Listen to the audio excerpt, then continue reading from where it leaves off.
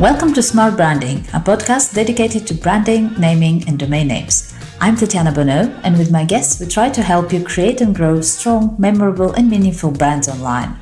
I believe time is one of our most precious assets, and so I want to thank you in advance if you decide to spend the next 30 minutes with us. I promise to do my best to make those worth it. Let's go. So, nice to meet you, Dave. Today's guest is Dave O'Connor. He's had quite a dynamic career over the last 20 years. Anything from dining, psychology, politics, public relationships, journalism, and startups. And today, Dave is running Funbringer, where he's coaching individuals at a turning point in their career or purpose. Yes. So that's quite a background. Was that planned, or how did that happen? Tell me more about that. That's a wonderful question and a great place to start. Some of it was planned. Some of it was reactionary and some of it was opportunistic. It was quite the journey. It's not even close to over. But I think the biggest takeaway for me and what I try to talk with my clients and my friends about is that ultimately everything we're doing with careers is an experiment. And when we can embrace the mindset of a scientist or someone running an experiment or a series of experiments, I think we can let go of a lot of the weight of a career or a choice needing to be perfect.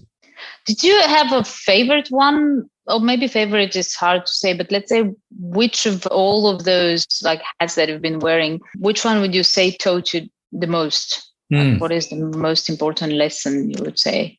Oh, that's great. It's a really great question. Shockingly, one that I haven't necessarily thought about through that lens.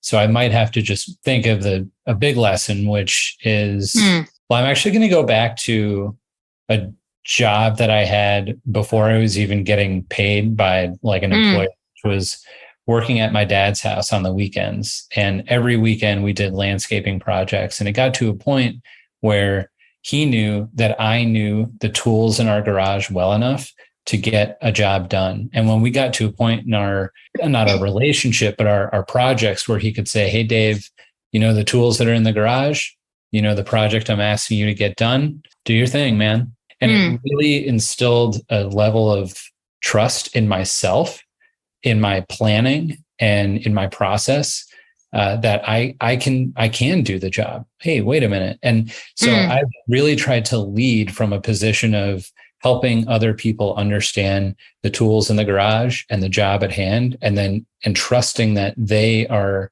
smart enough and organized enough to get the job done, and then support them in that process. And that's very much what you do with Funbringer. Let's get to that.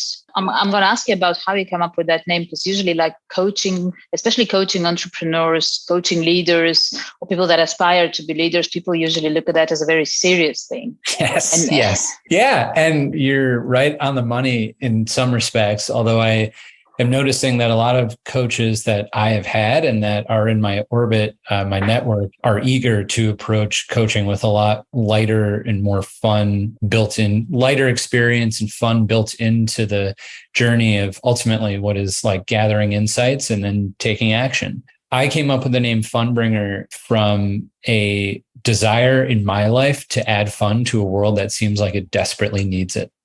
And in the process of coaching, there are some really tough moments, as there are in life. But the goal is that when you understand yourself better and when you make more purposeful, self-aware decisions, the outcome is, in the aggregate, more fun for you and the people in your life. That's where the Funbringer name comes from. And I heard a quote earlier this morning on a podcast that a dear friend of mine just launched.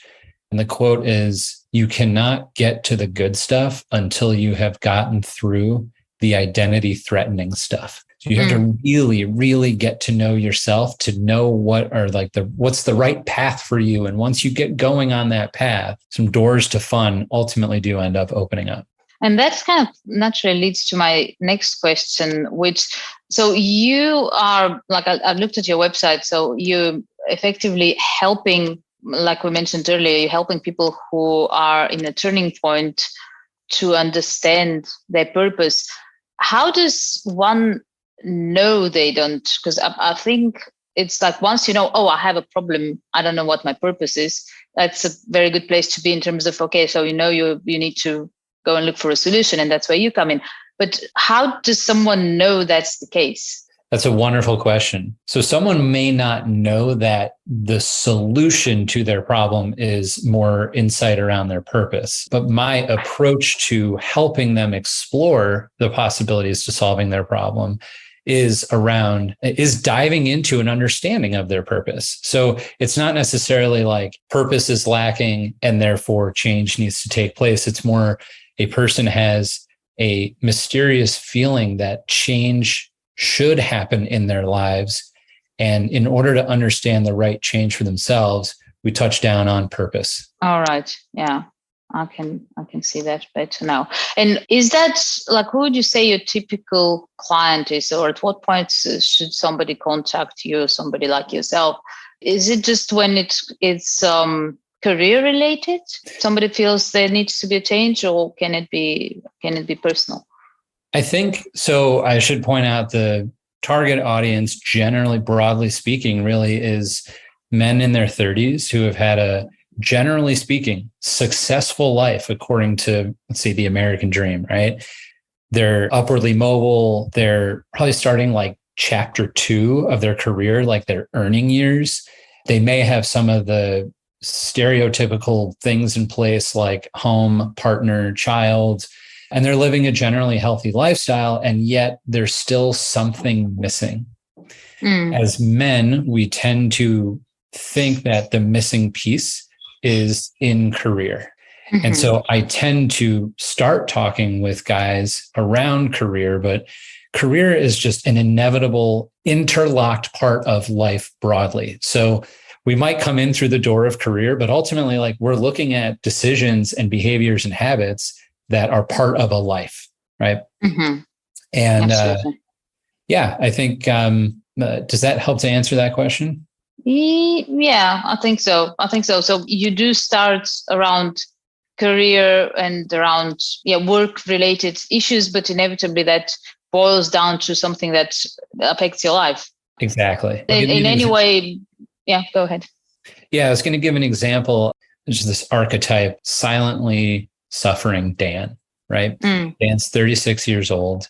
He's been killing it. He got his MBA, got a graduate degree. He's doing great, living right outside of a large city with a wife he married 5 years ago and a 3-year-old girl at home. Plays golf with his buddies on the weekends, has barbecues, visits the in-laws. Everything's good, right? And yet, anytime Dan has an achievement that he's celebrating at work or on social media and his friends text him, way to go, his reaction is basically, yeah, man, it's pretty great. It's cool. It's fine. Like, absolute lack of enthusiasm and fulfillment by all these boxes that he might be checking, or even just like his annual reviews. Like, he checked all the boxes with his manager, and yet things just feel a bit like they're on the treadmill, and he wants something more than that in his life. Right now, that was all like, or a large portion of that is related to career. But I can't help but end that sentence with, and he wants something more in his life. So you tend to like address the life when you come in through such a big pillar of life as career. Yeah, absolutely. And I mean, I think there was a masterclass or a podcast I was listening to earlier, and there was something very similar about, we literally spend more time at work than we do at home. And not to mention that we oftentimes, you're at home, like the kids are playing and you're thinking about work. So it is absolutely a mirror and a reflection of, and a big part of our lives. Yeah. Yeah. And I think there are a lot of people, regardless of gender, who are working from home. So at work is home, and physically oftentimes alone in front of a computer. And that inevitable feeling of loneliness can creep in. Right. So now we're grappling with, okay, the job is not blowing my mind anymore. I'm not really interacting with my peers in an enriching way. And now I'm sitting here home alone 4 or 5 days a week, and I can't get rid of these thoughts of what am I doing? So you might come in through the career doors, you address that, but ultimately you get an opportunity. It's an invitation to take a look at the whole life. Absolutely. So how do you help that Dan guy? Yeah. Mainly by hopefully asking helpful questions and doing a ton of listening. I don't really help. And again, this is sort of something I take away from my dad, who was a social worker for 35 years. I'm not really helping a client so much as the client is helping themselves, right? Like this process, much like a therapeutic process or an athletic training process, your mind and your body are doing the work. I, as the coach, am not really, I happen to have enough experience to maybe ask the right questions at the right time. And oftentimes not, but like I'm sort of shining the flashlight on our little journey up the mountain together. I'm poking around with you and shining the flashlight where it seems to be right for that journey at that time. And we're looking for your gold, right? So it's you really are doing the work as the client, but I hope that the help I offer is in asking provocative, challenging, helpful questions that lead to insights, which leads to action. And then we get some fun on the other side of that. That makes sense. And it's funny because you mentioned like athletes in sports, and immediately had that analogy because I've been running for some time now, but 2 years ago, I actually got a coach. I got signed up into a club because I was very funny. You were talking about the Dan guy who, got to a place in his career where he's comfortable, but it's not challenging anymore. And he's like, yeah, that's okay, but I need something more. That's where I was with my running. And that's where I go to coach. And like you said, like it's still me doing all the work, but it's still me doing the running. But it really helps when you get to that stage and you're like not sure where to go, to have that structure, that motivation. Yes. Coaching as a service ultimately is kind of a collection of accountability, guidance, but not advice. There's a really fine line between guidance and advice. And I'm sure that, let's take a golf instructor, for example, and maybe a running coach too. Maybe there are mechanics in all athletic endeavors, but if you have a coach that insists upon you using a certain type of mechanics and your body just does not work that way, a great coach can notice that and adapt with you, right? So there's accountability, there's noticing the mechanics that could be shifted in the world of coaching. That can be habits, thought patterns, communication style. And then on the motivation piece, it's like, coaches absolutely should not be strictly cheerleaders, but they should be able to help you see a vision for the type of future that you want and then make real plans with you to go and get it, right? So we're not just fantasizing for an hour together once a month. This is real practical activation of the body and mind to go get something accomplished, such as a new time on a marathon or, a race. It's not just, I know you want to be first. I know you want to win. That's awesome, right? We're not just going to sit around and talk about how awesome that is. Got to get to work. Yeah. And it's also adapted. Like, again, I'm back to my coaching, but I'm sure that's the same way with you. It's like we have X number of people in the group, but we sit once or twice a year and we make a list of who has what goals for that year, because they're not the same for everyone. Yeah. And that's an important distinction between coaching and a lot of types of therapy. Like a lot of types of psychotherapy and psychiatry is like first of all, you're addressing a very specific mental illness. Step one, coaches do not do that. Step two is it's not an endless exploration per se. It's a goal-oriented exploration. And that insight that you journey towards is a means to an end. I want X to be different, better, brighter. I need to get to know myself a little bit better in order to plan the steps that are right for me to get to that future state. And and I know we need to be wrapping it up in a minute. One or two more questions. I'll try with one, see how that goes. How does understanding and knowing oneself and one's purpose reflect on running a better business? I love that. And this speaks to brand a little bit as well. And as a solopreneur at the moment and a previous head of a startup, I have realized that one of the hardest parts about running a business is time management. And time management is a matter of setting clear priorities. And you cannot set clear priorities if you don't know what your North Star is. And that starts with a deep understanding of your purpose, either as a person or as a company with a set of products and services. And if your priorities are client acquisition at all costs, okay, well, that's going to determine, what actions you take in the next 2 quarters, for example.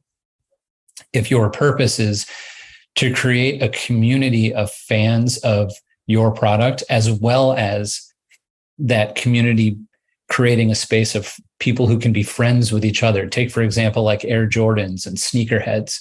Right? Like Nike had created Air Jordans. Priority one was likely to sell them. And then they also discovered that by this community of people who love buying sneakers, they can add more value to their company. They probably made priority two, like nurture the sneakerhead community, right? I think purpose ultimately acts as a North Star for you to then, it has a trickle down effect operationally. And, you need to have a tight operation when you're growing a business on either a lean budget or with very few people or really high demands for success. Nowadays, I would say it's even like the audience, people, consumers are demanding so much authenticity that I think you would struggle to be one person as heading the company and the company not matching that as a purpose and as an image as well. Absolutely. I summarized a McKinsey study on the Funbringer website that highlights the power of purpose to keep talent within a company as well as drive up profits. And that is a reflection, I think, of sort of internal authenticity. So I have a boss and my boss's boss who all really care about us being purpose aligned in this organization. And then we make products that the outside world goes, okay, yeah, this isn't just like corporate social responsibility BS. Like these guys really care about affecting this part of the world. I can see it in the way they make, market, and create an experience around their products. That's all purpose driven. Absolutely. Great. Last question. What's next? What's next for Funbringer? What's next is bringing clients on board. I have a pretty aggressive agenda for 2023. Insight-driven action is my framework for how I'm coaching people. So if anyone is at that turning point or sort of feels that uneasy sense of something missing and they're approaching a turning point, let's talk. Great. Wonderful. I'll include the details on how to contact you in the comments for the podcast. And let's see more people getting to understand their purpose and thank you. Better brands. And thanks for the opportunity to for me to talk to your audience.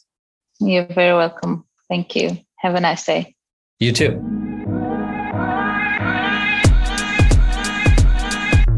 Thank you for joining us in this episode of Smart Branding Podcast. Feel free to visit smartbranding.com for more information and reach out if you have any suggestions, questions, ideas, or just want to learn more about how a good domain name strategy can help you build a strong and successful brand. See you next time.